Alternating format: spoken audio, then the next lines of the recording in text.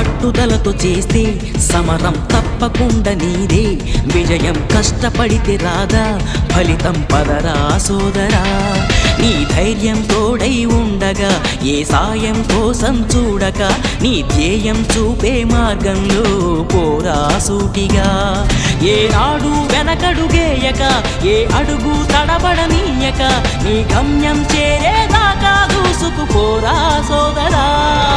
పట్టుదలతో చేస్తే సమరం తప్పకుండా నీదే, విజయం కష్టపడితే రాదా ఫలితం పదరా సోదరా.